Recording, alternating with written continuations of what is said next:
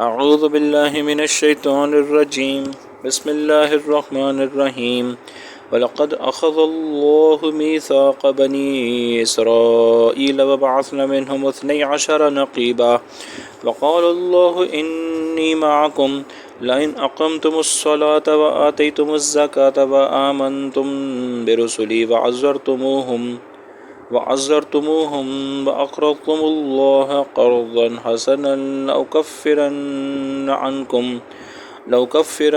عنكم سيئاتكم ولأدخلنكم جنات تجري من تحتها الأنهار فمن كفر بعد ذلك منكم فقد ضل سواء السبيل. This is Surah Ma'idah, verse 12. The translation is وَلَقَدْ أَخَذَ اللَّهُ مِيثَاقَ بَنِي إِسْرَائِيلَ. Indeed, Allah took oath from the Bani Israel. وَبَعَثْنَا مِنْهُمْ اثْنَيْ عَشَرَ نَقِيبًا. And we selected from amongst them 12 leaders. وَقَالُ اللَّهُ إِنِّي مَعَكُمْ. And Allah Ta'ala said, indeed I am with you. لَإِنْ أَقَمْتُمُ الصَّلَاةَ وَآتَيْتُمُ الزَّكَاةَ. If you maintain prayers, if you are steadfast in your prayers and you pay zakat, وَآمَنْتُمْ بِرُسُلِي, and you believe in my prophets, وَعَزَّرْتُمُوهُمْ, and you help them, وَأَقْرَضْتُمُ اللَّهَ قَرْضًا حَسَنًا, and you give loan to Allah subhanahu wa ta'ala, the best possible loan, لَأُكَفِّرَنَّ عَنْكُمْ سَيِّئَاتِكُمْ. Definitely I will remove your sins from you. وَلَأُدْخِلَنَّكُمْ جَنَّاتٍ تَجْرِي مِنْ تَحْتِهَا الْأَنْهَارِ. And definitely I will enter you in gardens beneath which rivers are flowing. فَمَنْ كَفَرَ بَعْدَ ذَلِكَ. So after this, whoever strays away or transgresses, minkum, from amongst you, فَقَدْ ضَلَّ سَوَاءَ السَّبِيلِ. Indeed, he left the path of righteousness. So this verse tells about the oath which Allah SWT took from Bani Israel, but the terms of this oath are truly and equally applicable to Ummat Muhammad sallallahu alaihi wasallam. So the oath was that the Bani Israel, as most of us know, that they were divided into 12 tribes. In fact, the word Bani Israel means the children of Israel. And Israel is the name of Hazrat Yaqub alayhi salam. So he had 12 sons, and their descendants are called Bani Israel. So Allah subhanahu wa ta'ala, from each of the 12 tribes, Allah subhanahu wa ta'ala selected a leader, and then took an oath from this leader that he is going to obey the commands of Allah, and he's also going to spread the word of Allah in his tribe, and he's going to make sure, or is going to attempt to make sure, that all the people of his tribe follow the commands of Allah. And besides that, similarly Allah subhanahu wa ta'ala has taken an oath from the Muslims as well, that by giving us the kalima La ilaha illallah Muhammadur Rasulullah, actually it's an oath that I believe in Allah as the only God, and I believe in Muhammad sallallahu alaihi wasallam as my messenger. So what I'm supposed to do, I'm taking an oath that I will follow them.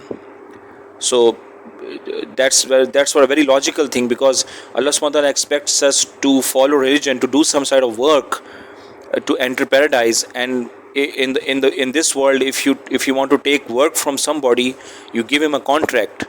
So Allah subhanahu wa ta'ala has given us a contract, and that contract is the kalima La ilaha illallah Muhammadur Rasulullah, and both Quran and Sunnah are the explanations of that contract.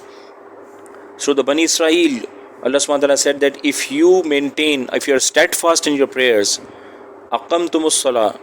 Aqimus salah means that remain steadfast in your prayers. Prepare for your prayers. Be worried for your prayers. Prayers should not be taken lightly.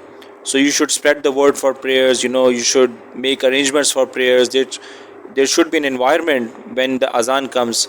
So if you do that, if you maintain your prayers and you also pay your zakat, and you accept or you believe in all the prophets that are going to come later on, because the Bani Israel, they had many prophets. So Allah subhanahu wa ta'ala is taking a note at the beginning that if you do these three things, and also وَأَزَّرْتُمُوهُمْ, that my prophets will come one after another, and what you're supposed to do is that you're supposed to believe in them, you're supposed to help them. And then Allah subhanahu wa ta'ala also said, وَأَقْرَضْتُمُ اللَّهَ قَرْضًا حَسَنًا, and if you give a loan to Allah, the best possible loan. Now, some people are probably misguided by these words that Allah subhanahu wa ta'ala is independent of any need. He does not need a loan, obviously. So why are the words of the loan used here? So it's the general way of the world. It's the general way that the human mind works, that if you give a loan to somebody, everybody understands that it has to be returned. A loan has to be returned. A loan is a loan because it has to be returned. Otherwise, it's just a gift, because a gift is not supposed to be returned, or it's something that you give to somebody for some time, that okay, you can use it for some time, but that's not a loan. So if we give a loan to Allah, that means that if we do sadaqat besides the zakat that Allah subhanahu wa ta'ala has obligated on this ummah as well, if we give sadaqat, if we give the extra money in the path of Allah, then and Allah subhanahu wa ta'ala wants us to do that. In fact, He wants us to do a qardan hasana, the best possible loan, that you spend as much as you can in the path of Allah besides the zakat that you're supposed to give. So there might be many Muslims who believe that giving zakat in the path of Allah is enough in the form of a financial expenditure for Islam, but that is definitely not enough. Zakat has its own meaning, but what you are supposed to do, there are so many needy people, and there are so many Muslims who have so much money, so it just does not make sense that you give 2.5% of your savings and other things. That might not amount to too much, but even if it was concerning only with the zakat, so if everyone started giving zakat perfectly, then the needs of all the poor people will be addressed on time. But that obviously does not happen. But Allah subhanahu wa ta'ala wants us to do more than that.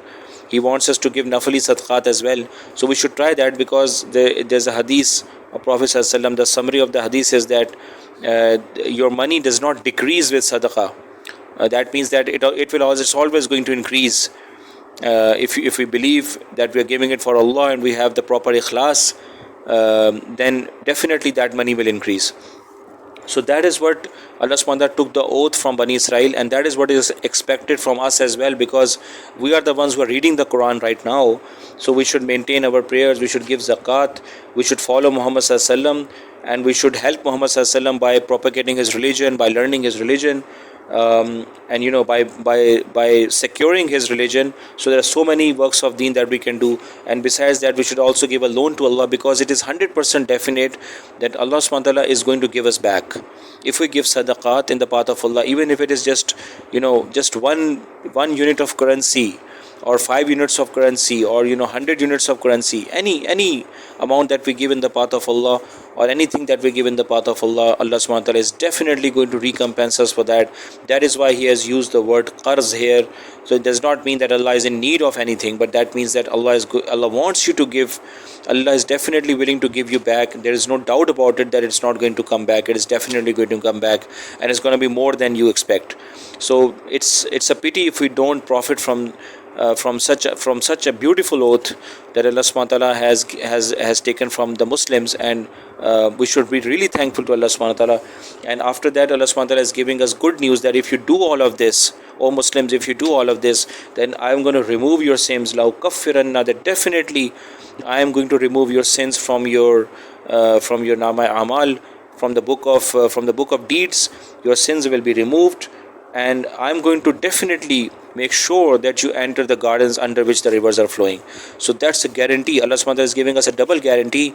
The first guarantee is that our sins will be forgiven, and the second guarantee is that we are going to definitely enter Jannah if we do all of these things and try to do all of these things. And then Allah subhanahu wa ta'ala is giving us the warning as well, because shaitan is also there, the nafs is there.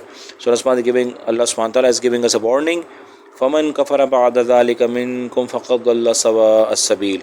So with all these promises that I am making with you, with so much I want to give back to you, with so little that you have to do for Allah, even with all these beautiful blessings, you refuse to follow the path, and you just kafara ba'da dhalika, you ignore them, you start disbelieving in my orders, and you turn your back to me, then Allah subhanahu wa ta'ala says, definitely you have left the path of righteousness, and there's no power on earth that can bring you back.